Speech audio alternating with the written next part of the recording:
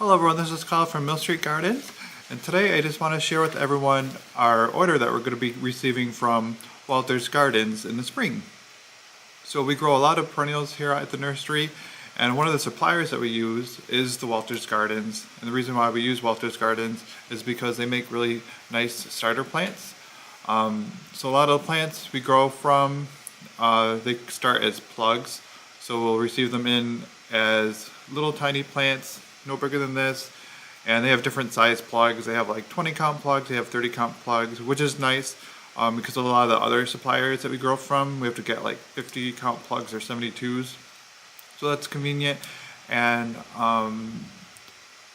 the other thing that they grow are the bare roots, and their bare roots, they come with really large roots. So they start with really nice plants, and they have a nice selection of just unique plants. So we will have a lot more perennials in stock besides what I'm listing. This is just a small portion of what we will have, the new and exciting things that we're receiving from Walter's Gardens. So the first thing that we're receiving are two different types of anemones, and I'll put them on the screen for you, pictures of them. But the first one is called Anemone Curtain Call Deep Rose. So anemones are flowers that bloom really late in the season. This Curtain Calls Deep Rose one says it starts blooming in late summer and goes through fall. And the rose one is really nice because it only grows to a height of 14 to 18 inches and a spread of 16 to 18 inches. But with that being said, the anemones are a type of plant that like to spread. So if that's something that doesn't bother you, you know, it's a nice plant where you can get a lot of value. You plant one, and over the years, you know, it'll spread out more. You can like split them up and move them to different parts of your garden. But they can also become a problem because then it might become an issue where it's kind of like crowding out other plants. But anemones are definitely nice plants for the garden. And then I'll put a picture of the anemone Honorine Jobert, which I think is how you pronounce it. It's a more of a classic type anemone. This one has white flowers instead of pink. And I also think it's, you know, semi-aggressive, just like the other one, because it says in the description that they grow by underground rhizomes. Whenever you see something that grows via rhizomes, that's something that spreads. So I wouldn't want to lie to you guys and tell you that it's not something that will take over. And then the difference between the two, besides the color, is the height.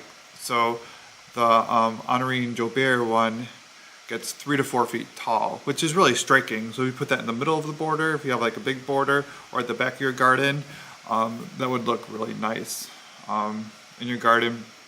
And it blooms during the time of year when a lot of stuff isn't blooming anymore. So you want to think about that when you're choosing perennials for your yard.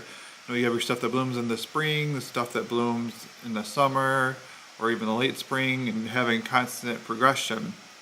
And then as things start to die in your garden, you're going to choose things that are throwing up new bloom spikes because they're going to look fresh and they'll make your garden look fresh and full of blooms again. Alright. Oh, so the next one we have are Aquilegia called Kirigami mix. The Kirigami mix are a nice columbine, or Aquilegia. Columbine's a common name for it. It gets up to 2 feet tall with a 20-inch spread, and it's hardy from zones 4 to 9. It blooms from late spring to early summer, and one thing that's really good about it is you can basically, let me just double check this. You can grow it in full sun or like part sun. So it's used in shade gardens a lot. Like if you have like a dense tree canopy, and as long as the tree is limbed up a bit so it gets like at least 4 hours of sun during the day, then the columbine will still bloom. So we'll have this variety of columbine as well as the native Aquilegia canadensis, which has the red flowers on it. And I believe these are both native. Yes. But this is like a cultivated native, whereas the red one's a straight species. And that one we grew ourselves, a straight species one. Another one, the next one that we have, the Astilbe, is another plant that's good for like a full sun, or you can use it in a shade type situation. And this one's called Peach Blossom. So we'll put a picture of it on the screen. And the Peach Blossom's nice because it has like a different type of color than, you know, lots of Astilbes. Lots of Astilbes have like white or red or pink. So the peach is just something a little bit different. And let's see, the Astilbe japonica, which is what this one is a species characterized by an early bloom time and glossy green leaves, often tinged with red. And then even after they bloom and before they bloom, they make a nice mound of foliage. And after they bloom, they have the bloom spike there, which just kind of dries and looks pretty. And one thing that I saw on Instagram or something this year was someone spray painted the bloom heads, and I thought that looked kind of cool. So yeah, so we got the Astilbe, and then in addition to the Astilbe Peach Blossom, you know, we're overwintering a lot of Astilbes from years past, so we'll have like 4 or 5 different varieties of Astilbes to choose from. Our next one is one that we normally carry called Brunnera Jack Frost. Brunnera is definitely a shade plant, and as you'll see from the picture on the screen, it has very pretty blue forget-me-not flowers on them. And once you plant them in the ground, they look really pretty like the next year. When we have them in the pots, they still look pretty, and they'll have like, you know, a lot of flowers on them. But once you plant them, they really create like a big like cloud of flowers around the plant almost every spring, and it's really striking. Let's see when it blooms. Sometimes, you know, you don't remember, your memory is different than what the actuality is. So I want to get it right. So it says the bloom time is from mid-spring to late spring. That sounds about right. And then, I mean, they're exciting to me because, you know, the leaves start popping out of the ground really early, so I like seeing stuff popping out of the ground. So it gives you the gratification of your garden starting to grow. But then you have the silvery foliage, which is really pretty after the flowers blooms. And it has a coarse texture too, so it's something that animals don't like to eat. So it's just a really nice shade plant. So if you need to add some contrast, like texture contrast or color contrast in your garden, it's a really nice plant. Alright. Oh, we got a new one. This is a common plant, but we've never had it at the garden center before. It's Crocosmia Lucifer. And here's a picture of it. And let's see. The Crocosmia Lucifer is regarded as one of the most hardiest cultivars. It adds a tropical flair to northern gardens, beginning in midsummer and continuing into early fall in some climates. Brilliant flame red flowers stand in rows on wiry, graceful arched stems that are perfect for cutting. And then they have broad sword-like leaves, attractive when the plants are not in bloom also. So it also mentions in the description that it adds a spiky texture element to the garden. So that's a fun one that we'll be adding to our repertoire of plants here. Grows 3 to 4 feet tall. I do believe it gets, once the plant is established and it produces a nice big plant, you might need to either plant it near other plants where it can lean on, or you might need to find a way to hold the plant to keep it from flopping forward. Hardy's from zone 5 to 9, and then it has that brilliant red color. So not a lot of plants, perennials, have like a very vivid red color. So if that's something that you're looking for, this is a nice perennial that will hit that color choice for you. Oh, and of course, you know, with the shape of the flowers and the color attracts hummingbirds, which is nice. Alright, the next one is another one that we normally have. I probably don't even need to look it up, I'll just put a picture on the screen. It's the Dianthus Fruit Punch Classic Coral. So this is it's just a really short dianthus, and it's really pretty because it has a blue foliage. And the one thing that I really like about it is the coral colored flowers. And when you smell them, they smell like a like a carnation or whatever. So they'll bloom late spring when the temperatures are still a bit cooler, but then you'll also get another repeat bloom in the fall once the heat of the summer passes by. So that's a nice sun plant because it stays short, so you can have it in the front of the border, in the middle of the border, and the flowers are pretty, but then you also get the blue foliage, so that contrasts with the green foliage or red foliage or whatever. So nice plant. Oh, so we have some foxgloves coming. We ordered a variety called Dalmatian Peach.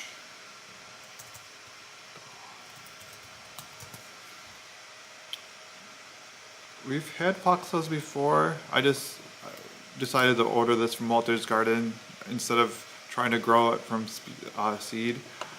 And a lot of the times, the plants from Walter's Gardens, they come vernalized, meaning they've been put through like a cold treatment. So foxgloves, they don't bloom the first year normally, so they need to go through a winter. So I would bet on the fact that this foxglove that we're receiving for next spring will bloom that same year. So that's really nice, because it's kind of boring when you buy the plant and it doesn't bloom the same year. And you have to wait a year for it. So let's see what it says. This fast-growing, first-year flowering perennial foxglove received high scores in German trials. It is ranked high due to its strong growth habit, floridity, which I'm guessing means lots of flowers, and pure colored flowers. Flowers open to a pretty shade of pinkish peach and then lighten to a soft peach color with tiny orange speckled throats. So I know this will self-seed because we've grown this variety from seed before. Oh yeah, that's really pretty. So put it in the area, let it go to seed, and you can either collect seed or you can just scoot some of the mulch away from the soil and put some seeds down for it can actually seed itself. You need the contact of the soil. That's why I think some people struggle with the foxgloves perpetuating themselves because they're not like seeding themselves, because maybe there's too much mulch or something, or maybe they're not in a spot that gets enough moisture so the seeds aren't germinating. So yeah, look out for that next year. We got a couple of different types of echinaceas coming, and we have more echinaceas that we're getting from other sources other than Walter's Garden, so we'll have a nice selection next year.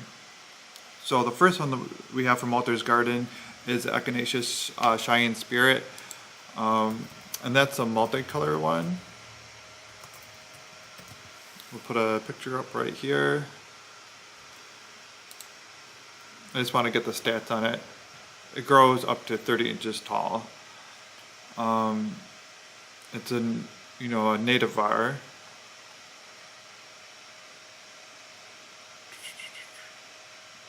Has a big color range, and which includes rich shades of tomato red, near fluorescent orange, magenta, golden yellow, and white.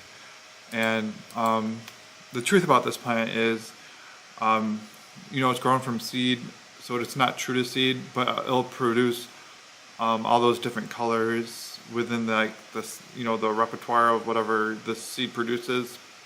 So you get the red, the orange, and the yellows, and the almost like a pinkish color too. And we put multiple plants in a pot, so you'll get more than one color. And then when it blooms, it just looks really cool. The next one is one that we had last year as well that was really popular. the raspberry beret. And this one is a double style, so you have the, put a picture right here. It has like the little floofy, where the seeds normally are on the normal Echinacea.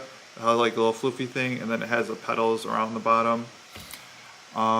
This one's nice because it doesn't grow overly tall, which is like what a lot of people say they don't like about Echinaceas, because they grow tall and flap. So this one grows only to 18 inches max, to a spread of 24 inches. And the genetics on this must be really nice because it's very robust. I remember when we were growing them out last year, you know, sometimes Echinaceas take a while for them to beef out, where this one was really just like grew quite robustly and filled up the container nicely and looked really nice when we planted them in gardens. So very nice Echinacea. Oh, and then there's another one called Canary Feathers. Let me look that up.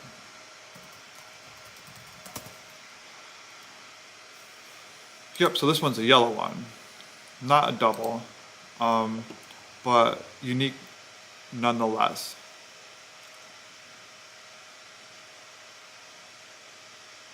It says it's a bold color, better basal branching compared to older genetics. So I think that means you'll have more like flowers on it. It's compact and it has horizontal petals. Okay, so a lot of times the petals on Echinaceas are downturned, while these ones are more like flat. Has 5-inch bright yellow flowers. Sorry, the description keeps on like repeating itself. I'm trying to like summarize it, but it's confusing when it keeps on saying the same thing over and over. So I think this is a new one for Walter's Garden because it's saying it's replacing the other ones that they used to sell. So the size of it is, it's the same as a beret. I guess up to 20 inches tall. And it grows from full sun to part shade.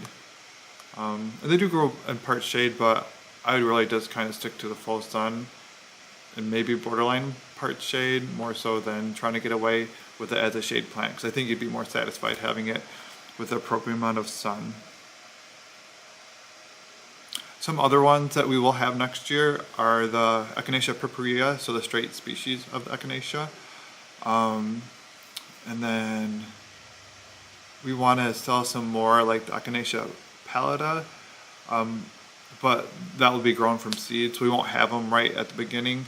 That one's a really pretty one that has really wispy, downtorn petals. It looks beautiful, and it's another native species.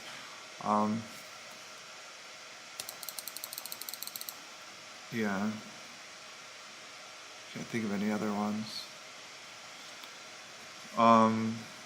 Let's see. Let's move on to the Gaillardias. So we've had these two in the past before. So the Gaillardias, we have shades of red, which the flowers on these, I'll put pictures of these both over here, are just like more of a red shade, whereas the Arizona Sun has, sun.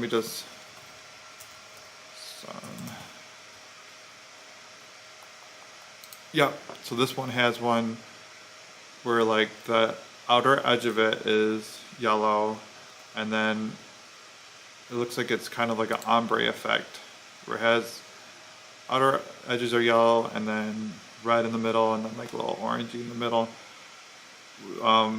where the seed head is.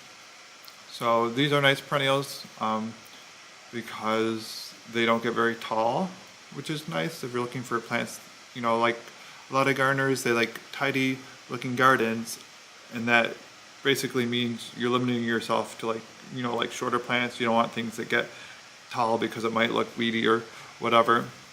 So it's a shorter plant.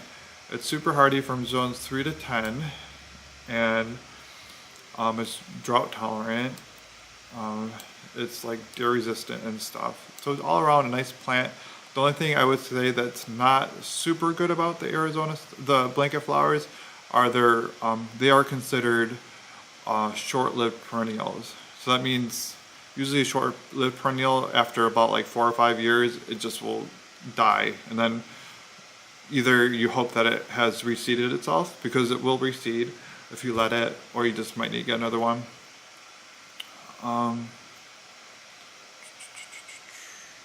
Oh, something that's also really cool about the Arizona sun is, even though it's considered a short-lived perennial, it acts almost like an annual, because once it starts blooming in when does it say it starts blooming? In the early summer, so probably around June. It doesn't stop. You'll have flowers on them. Like I had flowers on them last week, and it's December. So that's a cool thing about this plant. And then, but in order for that to happen, you have to deadhead it. Sorry, flight of thoughts. So you gotta deadhead it in order to keep the continuous blooms. But if you choose to stop deadheading them and let them go to seed, they have really cute seed heads, which look like little fluffy balls. So that's fun as well. And it also is a native to the United States, which is nice. Alright, so we have Galium Odoratum. I forgot the common name for that plant. Let's see. Let's see if there is a common name.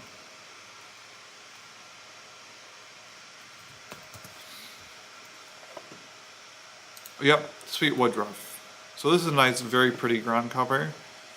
It says it's a vigorous ground cover for partially shaded, moist areas with slightly acidic soil. Maybe that's like the best growing conditions. We have this growing in our yard, and it doesn't get those conditions, but it does very well in like normal non-acidic soil and average garden conditions for our area in central New York. Tiny white star-shaped flowers appear in late spring above a carpet of green foliage. The bright green leaves are fragrant when crushed. I did not know that. Finely cut, so they have really pretty leaves, making the plant beautiful even when not in bloom, which is true. Use it to edge pathways as an underplanting for large shrubs, or to hide dying bulb foliage, or in other naturalized areas. And hiding the bulb foliage is a true struggle, so something to think about. It grows up to 6 inches tall. It says it spreads to 12 inches, but I think it does spread via seed. So if you just let it do its thing, it'll just continue to spread. But with that being said, it is very easy to control, because you can just kind of like pull it out, and it's not like anything super hard to pull, to be honest. Grows from zones 4 to 8. Says it'll grow part shade to full shade. Deer resistant. And you can use it, I guess, in patio containers, in rock gardens. Not native to North America, but still a cool plant. Yeah, so I definitely like the thought of using it as a ground cover, or using it as an underplanting or something in your garden. Yeah. Oh yeah, and then here's a picture of it. If I didn't already put it up on the screen, maybe I'll put it up again. Oh, so we took a break from this last year because we ordered a different type of geranium this year, but I wish we didn't take a break from it. This is Geranium Rozanne. So geranium, when you think of geraniums, a lot of the time you think of like the annual geraniums with like the red flowers or whatever. These are different. These are hardy geraniums. I believe they're in the same family, the pelargoniums or polygonor. I'll put it on the screen. How about that?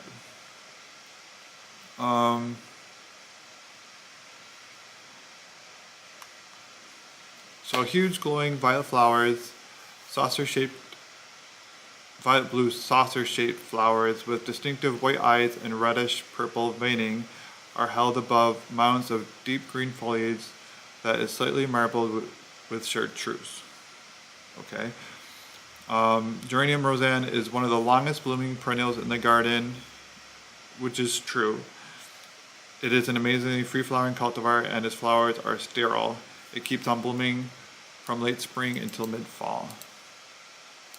So yeah, that one works almost like an annual, and it lists the bloom time as late spring, early summer, midsummer, late summer, early fall, mid-fall. So that's kind of cool. Gets to a height of 20 inches. And I think that's just kind of the flowers. The foliage kind of stays a little bit lower and it'll shoot up some flowers. So it's not like a super tall, crazy looking geranium, which happens sometimes in the geranium family. So this one stays a little bit more compact, which is nice. And the flowers are, you know, the bluish color, which is really hard to find in the garden. So it's just a nice plant to tuck in your borders, in the front of the garden, that type of deal.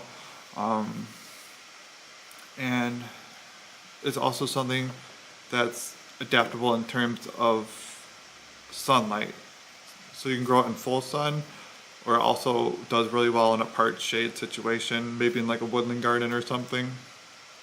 This one is not native to the United States. So this next one is a nice shade plant. It's a Hakonechloa, or the Japanese forest grass. And this one is the All Gold variety. So we took a break from that last year as well. As you can see from the picture on the screen, it's just a really beautiful chartreusey colored grass. And this one's nice because it dies back to the ground in the fall. So there's some, you know, nice grasses that kind of give you like the same look, you know, like a bright grass for the shade garden, but they have like a semi-evergreen or evergreen foliage. So then, since they don't die back, they hold on to some of the leaves from the years past, and they look a little ratty. So I like this plant better personally. It grows to only a height of 14 inches to a spread of 24 inches.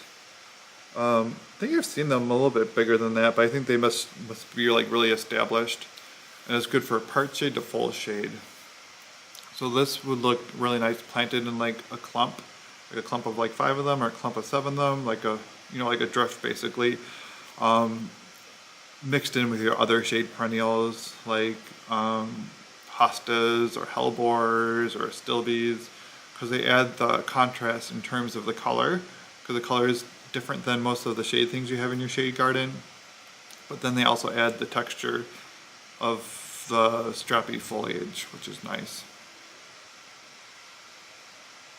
They're not, it says it's deer resistant. Heuchera smoke and mirrors. Let's see what that one looks like. Heuchera is another native plant that can, usually for the shade garden.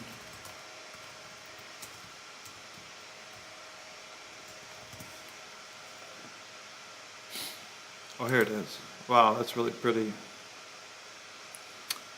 Brightly colored Heuchera that will offset the green colored typical shade garden. So another plant that you can add to add some more contrast to your shade garden. New foliage is pewter gray with a rosy blush, which matures to a solid gray and dark gray veining. That sounds really pretty. Leaves are flat with a matte finish. Attractive rose flowers are produced on a very tall, upright, dark stem. Yep. So the contrast of the color of the flower to the color of the leaves is really pretty. It says it will grow in full sun, part sun, and full shade. So you could basically plant it anywhere. And it's another plant that doesn't get very tall. Only gets about 10 inches tall. With a 16-inch spread, so consequently you can use them in your garden. I would plant more than one. Like, I'd plant like, I don't know, like 3 or 5 of them, just so you get that impact. And let's see, you can use them in patio containers too, as like an accent, or like in a shade container.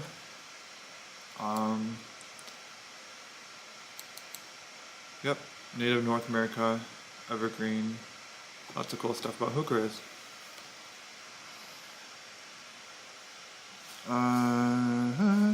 Every time you try to order Ligularias, they always say that they don't have them in stock.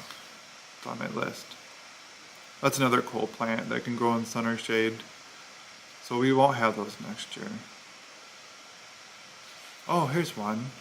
Lobelia Starship Scarlet.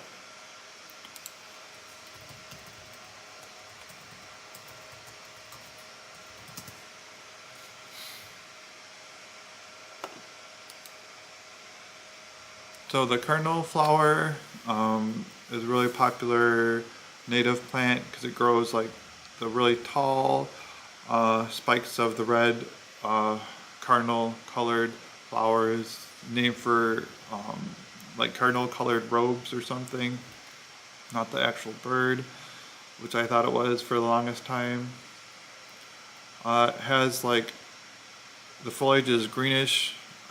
I guess it can kind of vary, but green shades to near black shades, it says, and it can grow from full sun to part shade. And if it's anything like the normal cardinal flower, you know, it's a plant that likes wet, so you can grow it in a really wet environment, but you can also grow it in normal garden conditions. It'll do fine too. Oh, and then this one only gets 28 inches tall, which is a little bit different than the straight species, which gets much taller. So it is native to North America. Blooms from midsummer to late summer to early fall. Cool.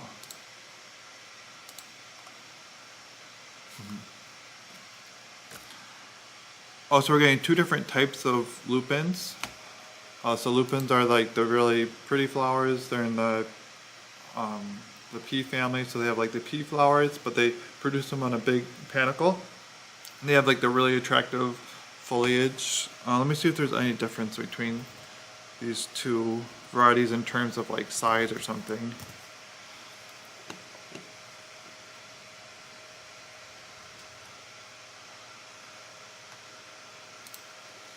So the mini gallery mixed picture gets 14 to 16 inches tall.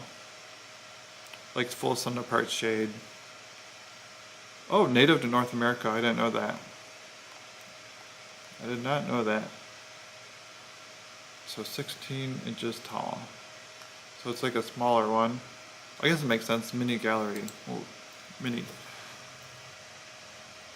And it's Popsicle we've had before. I think that one gets bigger. Popsicle.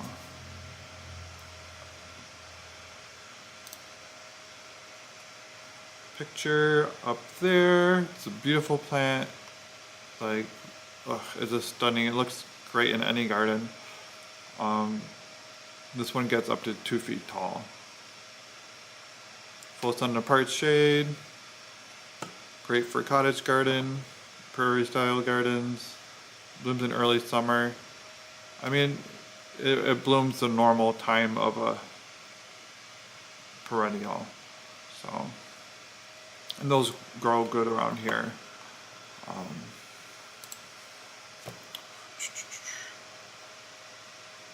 Oh, we're getting a Salvia. Forgot about that. Salvia. Fashionista.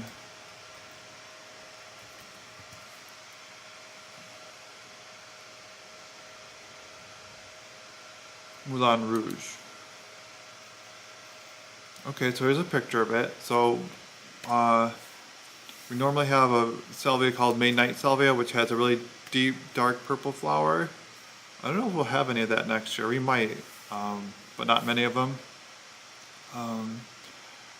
But we will have the blue skies, which has the blue, the color of a blue sky, which is really nice because there's not like a lot of plants in the garden that has like a bluish color flower.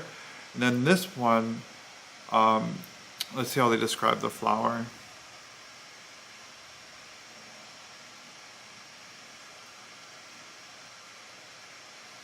Deep rose buds burst open to huge rosy pink flowers, the deepest shade of pink in the collection to date. So, I mean, they're just like, salvias are just really tried and true plants. So they'll come back every year. They're no fuss. You don't need to do anything about it. And then this one just has that really cool color on it, which I don't think the picture probably does it justice. Because I remember we ordered like a Veronica this year that was a pink color, and I was like, oh, whatever, it's a pink Veronica. But then when you actually see it in real life, it looks so cool. So this one gets to 26 inches tall, so not crazy tall. It's hardy from zones 3 to 8, so it's super hardy. It's deer resistant. It needs full sun, but it's a plant that you can basically put in any garden. So it's kind of cool. We're going in alphabetical order, so we're getting towards the end. So we got some types of sedums. Sedums are always popular. So I'm making sure that we're getting more types than just one this year. Oh yeah, I forgot about this one. So this one's nifty because it has a variegated leaf on it. Similar to autumn charm, frosted fire is a variegated spore of autumn fire rather than autumn joy. This plant shares the same brightly colored rosy flower heads, tighter growth habit, and thicker foliage as autumn fire. Light green leaves with creamy yellow serrated margins form a dense upright mound. Limited supply. Well, we were able to get it. It grows up to 15 inches tall. It likes full sun. It blooms really late in the season, so it blooms late summer, early fall to mid-fall. And they really do look really good the whole season, even before they bloom. And they're developing their buds, it seems, for a really long time. So it looks like it's almost about to bloom for like months, and then finally it blooms. And sedums too are one of the first things that kind of like pop up in the spring. So I think it's a cool plant. So we got that sedum, and then night embers. Let's see what that one's all about.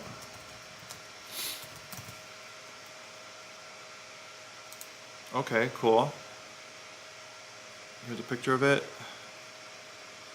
Late season bloomer, can be admired for its strictly upright habit of dark black, purple, semi-glossy, succulent leaves. Small clusters of light mauve pink flowers are produced on deep red stems. So it's just a really nice plant, I'd imagine, for contrast in the garden. Because it's really hard to find perennials that have that dark color. So this one will grow up to 26 inches tall and wide. It's super hardy, zones 3 to 9. Since it's a sedum, it has low water requirements. It blooms from late summer to early fall, and it attracts tons of bees, and apparently butterflies. It's basically a no-fuss garden plant. You don't need to worry about pests attacking them or irrigating them or any of that certain stuff. So yeah. Oh, we're getting a Sempervivum assorted. Sempervivum.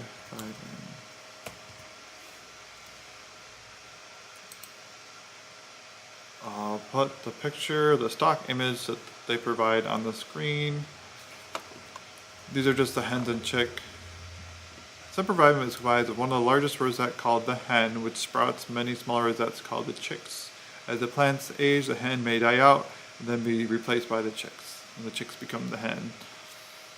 Plants can be divided easily at any time by pulling up some of the chicks and planting them elsewhere, which is true. I've done that before. I've taken a bunch of those little things and planted them all over the place, and then, you know, they'll just root in and grow. So just a cool plant to tuck here and there in a rock garden or as a ground cover, etc. It's super hardy. You can put them in containers because they're so hardy. Yeah, so we'll have that. We also have some left over from this year. So we'll have these ones from Walter's Gardens, and then we have some that spent the whole year growing, and I'm going to pot them into like larger containers, and it'll be a really nice plant and really nice value for someone to tuck somewhere in their garden. Oh, now we're on to, well, I'll skip over the strawberries. We're getting, I mean, I guess this is technically part of the Walter's Garden order. We're getting a everbearing, eversweet strawberry. We're getting Fort Laramie, which is also an everbearing. So strawberries, you either have the June bearing, which produces a lot of strawberries in June, and then they won't fruit for the rest of the year, or you're having the everbearing type. And we're just ordering the everbearing this year because the everbearing is usually the most popular. Usually people don't want the June bearing ones, at least in my experience, unless you're doing something with them that you really need a lot of strawberries at one time.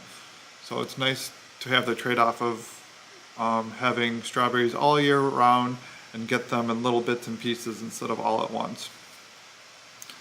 And then we're also getting a white, a strawberry white Carolina. Maybe I'll put that on the screen what that one looks like.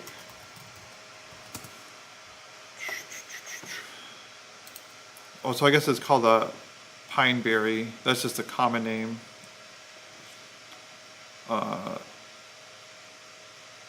Commonly called pine berry, combining the words pineapple and strawberry. White Carolina is really a hybrid between the two species of strawberries, which results in a pale pink to white colored fruit. People who have tried this hybrid thinks it tastes like a pineapple, but I bet that's a mind over matter thing, or whatever, you know, you're just playing mind tricks. Cool. I'm excited for those. Oh, we're getting viola. I was a little hesitant about ordering a viola, but then I was like reading more about it and I thought it was a really cool plant. So this one's called Eco Artist Palette. What does this one say?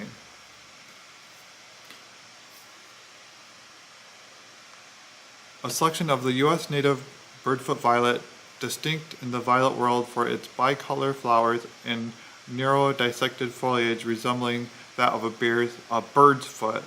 Eco Artist Palette forms a dense clump of foliage that is covered in flowers beginning in spring. The superior petals are dark purple while the lateral and interior petals are lilac blue.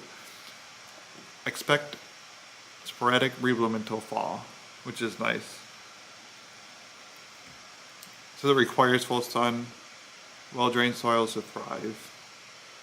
This species also improved garden performance compared to the genus and is considerably less weedy looking.